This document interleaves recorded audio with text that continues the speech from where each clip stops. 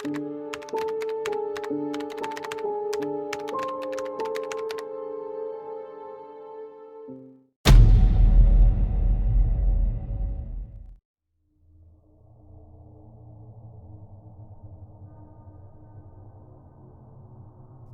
मावळला होता तसा सगळीकडे काळोख पसरू लागला. रातकिड्यांचा किर्र आवाज त्या भयान शांततेला भेदत होता. काही मोजके गावकरी त्या भयान जंगलात त्या झाडाजवळ लपून बसले होते. पाटील आणि अधिराज एका बाजूला बसून योजनेबद्दल बोलत होते. म्हातारे आबा त्यांच्या मदतीला तिथे येऊन बसले आणि त्यांना सांगू लागले, पोरांनो, एक सांगायचं होतं जे खूप महत्त्वाचं आहे, त्या गुहेबद्दल. हो, सांगा ना आबा, तुमच्याकडून काही मदत मिळाली तर खूप चांगले होईल आमच्यासाठी. जयवंत आबांना म्हणाला, दादाजी आणि मला त्या गुहेबद्दल एक रहस्य माहीत होतं. त्या गुहेत जाण्याचा एकच मार्ग आहे जो त्या झाडाखालून जातो, ज्यातून परत कधीच तुम्ही वर येऊ शकणार नाही. दादाजींना आणि मला याबद्दल आधीच माहिती होतं, तरीही दादाजींनी स्वतःचा जीव गमावून गावाला वाचवलं होतं. आबांचं हे बोलणं ऐकून अधिराजचे डोळे पाणावले. आबांनी त्यांचं बोलणं पुढे सुरू ठेवलं.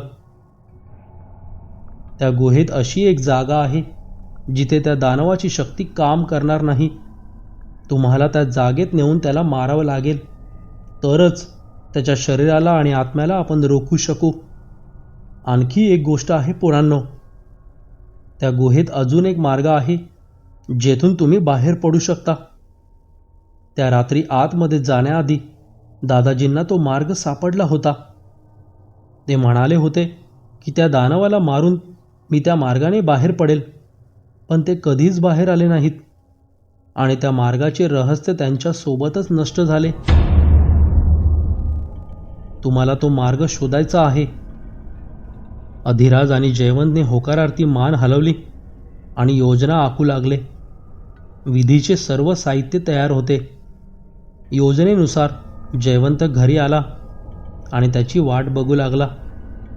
अधिराज आणि गावकरी जंगलात लपून बसले होते. रात्र वाढत चालली होती. काळ्या ढगांच्या आड चांदण्यांचा प्रकाश लुप्त होऊन अंधार पसरत चालला होता. हलका हलका पाऊस सुरू झाला होता आणि बघता बघता विजांच्या कडकडाटासह जोरदार पाऊस सुरू झाला.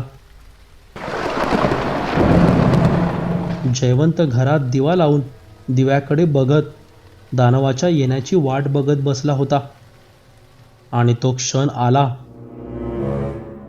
खिडकीतून एक सावली अंधारातून घरात आली आणि त्याच्या समोर उभी राहिली. तो दानव आता जयवंतच्या समोर उभा होता आणि रखरखत्या डोळ्यांनी त्याच्याकडे बघत होता. विद्रूप हास्य करीत होता. तो घोघावणाऱ्या आवाजात बोलू लागला, जयवंत, ती वेळ आली आहे जेव्हा मी माझा बदला पूर्ण करणार. तुझं रक्त पिऊन माझी तहान भागवणार. मागच्या जन्मी तू मला मारलेस, आता मी तुला मारणार. असं बोलून तो पाशवी हसू लागला. बाहेर विजा चमकू लागल्या. जयवंत धीराने त्याच्यासमोर उभा राहिला आणि बोलू लागला, मी तुला तेव्हाही रोखले होते आणि आताही रोखणार. तू जेव्हा जेव्हा येणार तेव्हा तेव्हा तुला कोणीतरी रोखणार. जिथे वाईट शक्ती जन्माला येते तिथे चांगली शक्ती देखील जन्माला येते. हेच विधिलिखित आहे. क्षणार्धात त्या दानवाने जयवंतची मान धरली आणि भेदक नजरेने त्याला पाहू लागला. जयवंतने लगेच अधिराजने दिलेला अंगारा त्याच्या डोळ्यावर उडवला. तसा तो विव्हळू लागला. संधी सापडताच जयवंत तिथून निघून गेला. योजनेनुसार जयवंत त्या गुहेजवळ जाऊ लागला. तसा तो माकडरूपी दानव झाडांवर उड्या मारत मारत त्याच्या मागून येऊ लागला. जंगलात एवढा अंधार होता की तो दानव कुठे आहे तेच दिसत नव्हते. पाऊस शांत झाला होता.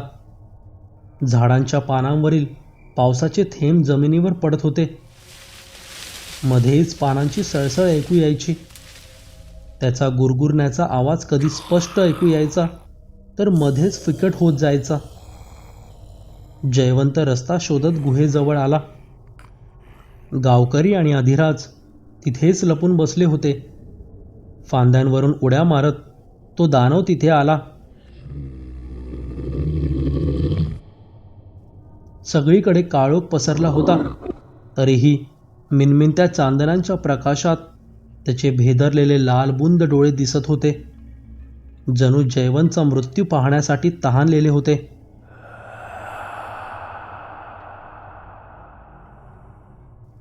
दानव हळूहळू एक एक पाऊल टाकत पाटलांकडे येऊ लागला.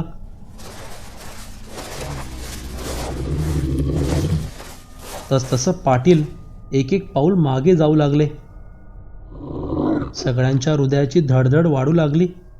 अधिराज आणि गावकरी पाटलांच्या इशाऱ्याची वाट पाहत होते आणि जसा पाटलांनी इशारा केला तसं गावकऱ्यांनी आखलेल्या सीमारेषेला पेटवून दिले.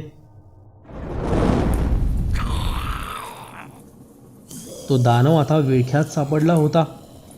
ती सीमारेषा गुहेच्या तोंडाशी आखली होती, जेणेकरून तो दानव त्या मंतरलेल्या रेषेच्या बाहेर पडणार नाही आणि गुहेत जाण्याखेरीज दुसरा पर्याय त्याच्याजवळ उरणार नाही. जयवंत देखील त्या घेऱ्यात होता, कारण अजून कार्य पूर्ण झाले नव्हते. तो दानव त्या कृतीमुळे खूपच क्रोधित झाला होता. सर्वत्र आगीचे डोम उठलेले होते. तो मोठ्याने किंकाळी फोडत होता.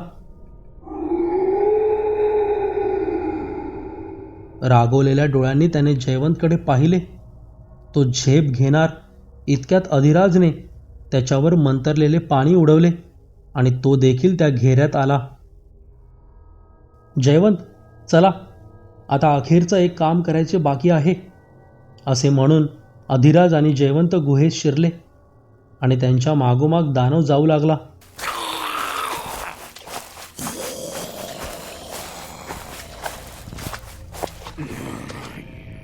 तो खूप क्रोधित झाला होता. त्याची घुरघुर वाढली होती. जणू तो जो मिळेल त्याची नखानी चिरफाड करून टाकेल असे वाटत होते. ते दोघे गुहेत खोलवर जात होते आणि ती जागा शोधत होते जिथे त्याला मारायचे होते. हातात मशाल घेऊन दोघे मार्ग शोधत होते. अधिराज आणि पाटलांना ती जागा सापडत नव्हती. ती जागा कशी असेल याची त्यांना पुसटशीही कल्पना नव्हती. अचानक त्यांना एक जागा दिसली जिथे झाडाची मुळे पसरली होती. गुहेत एवढ्या खोलवर झाडाची मुळे असणे साहजिक असले तरीही ते काहीतरी विशेष वाटत होते. अधिराज म्हणाला, कदाचित हीच ती जागा असेल. इथेच त्याचा अंत करायचा असेल. तेवढ्यात तो माकडरूपी दानव तिथे आला आणि म्हणाला, माझा अंत? जिथे माझा जन्म झाला तिथे तुम्ही मला मारणार? असे बोलून तो मोठमोठ्याने हसू लागला.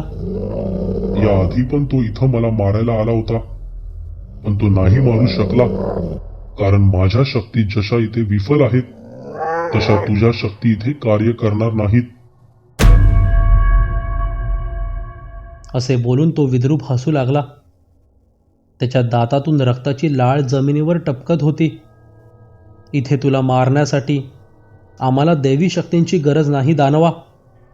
तू बाहेरच्या जगात नाही मरू शकत, पण इथे एक सामान्य जीवासारखा तुझा मृत्यू होऊ शकतो. आता हस, आता हसून दाखव आम्हाला. असे बोलून अधिराज आणि पाटील हसू लागले. त्यांना हसताना पाहून तो दानव अजून रागीट झाला आणि त्यांच्यावर धावून गेला. तेवढ्यात जयवंतने आणलेला खंजीर त्याच्या छातीत घुसवला.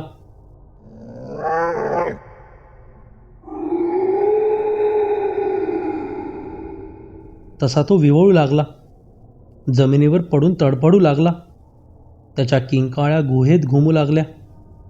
अंगातून रक्ताच्या धारा वाहू लागल्या. अधिराज आणि पाटील आता बाहेर जाण्याचा मार्ग शोधू लागले, पण त्यांना मार्ग सापडतच नव्हता. गुहा एक भूलभुलैयासारखी दिसू लागली. सगळे मार्ग सारखे दिसू लागले. दोघांना काय करावे हे समजत नव्हतं. गुहेत आता श्वास घ्यायलाही त्रास होत होता. कोंडल्यासारखे वाटू लागले होते. अचानक अधिराजला एक आवाज ऐकू आला. तेव्हा तो म्हणाला, जयवंत, हा आवाज ऐकलात तुम्ही? जयवंत शांतपणे तो आवाज ऐकण्याचा प्रयत्न करू लागला. हो हो, हा आवाज खळखळणाऱ्या पाण्याचा आहे. त्या दोघांना एक आशा दिसू लागली. ते दोघे त्या आवाजाच्या दिशेनं जाऊ लागले. तिथे एक जमिनीखाली वाहणारा ओढा होता, जो एका थोड्याफार उंचीवरून खाली पडत होता. जयवंत, मला वाटते हाच तो मार्ग असावा बाहेर जाण्याचा. ओढा हा नदीशी किंवा विहिरीशी जोडला असावा. आपल्याला या ओढ्यातून बाहेर जावे लागेल. हळूहळू दोघे पुढे जाऊ लागले आणि त्यांना चंद्रप्रकाश दिसू लागला. ते बाहेर जाणाऱ्या मार्गाजवळ येऊन पोहोचले. अधिराजने त्याच्या खांद्यावरची पिशवी जयवंतकडे दिली आणि म्हणाला, मी पुढे जाऊन बघतो मार्ग आहे का. तुम्ही इथेच थांबा आणि मी आवाज दिला की वरती या. निमुळत्या खड्ड्यातून तो पुढे जाऊ लागला आणि तो अखेर बाहेर आला. बाजूला एक नदी वाहत होती, जिला हा ओढा मिळत होता. अधिराजने जयवंतला इशारा केला आणि बाहेर येण्यासाठी हात पुढे केला. जयवंत हळूहळू बाहेर येऊ लागला. तसा कोणीतरी मागून त्यांचा पाय खेचला. अधिराजने त्याला खेचण्याचा प्रयत्न केला, परंतु त्याने जयवंतला पुन्हा आत खेचले. तो दानव परत आला होता. त्याच्या मूळ रूपात उंच आणि धिप्पाड दानव आता खूप भयंकर दिसत होता. जयवंत ओरडून म्हणाला, नाही अधिराज, तू आत येऊ नकोस. हे माझं आणि दानवाचं युद्ध आहे. मलाच याचा अंत करावा लागणार आहे.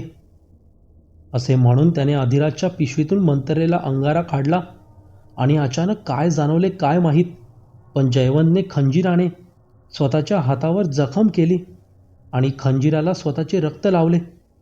मंतरलेला अंगारा आणि रक्ताने माखलेले ते खंजीर लखाकू लागले. पाटलांनी क्षणाचाही विचार न करता ते खंजीर दानवाच्या छातीत घुसवले. तसे त्याने मोठा आक्रोश केला. आवाज एवढा मोठा होता की गुहेच्या बाहेरपर्यंत ऐकू गेला आणि सगळ्यांच्या हृदयात धस्स झाले. त्या दानवाचा अंत झाला होता. त्याचा आत्मा वाफेसारखा हवेत उडून गेला. जयवंत खूप जखमी झाला होता. तो तिथेच बेशुद्ध होऊन पडला. जेव्हा जाग आली तेव्हा तो घरी होता आणि सगळे गावकरी आजूबाजूला जमले होते. जखमांना मलमपट्टी लावली गेली होती. अधिराज बाजूलाच बसून हसत मुखाने बोलू लागला, काय पाटील, बरं वाटतंय ना आता? बरं जयवंत, ते खंजीराला रक्त लावून त्याला मारायचं कसं सुचलं तुम्हाला? अधिराजने उत्सुकतेने विचारले, कारण योजनेमध्ये या प्रकारचे काहीच ठरले नव्हते. जयवंत म्हणाला, माहीत नाही, पण आतून एक आवाज आला आणि काही दृश्य दिसू लागली. मला काही समजायच्या आत मी कृती करून बसलो. मलाच माहीत नाही ते कसं घडलं. असं सांगून जयवंतने त्याच्या मुलाला घट्ट मिठी मारली. गाव आता दानवापासून मुक्त झाला होता.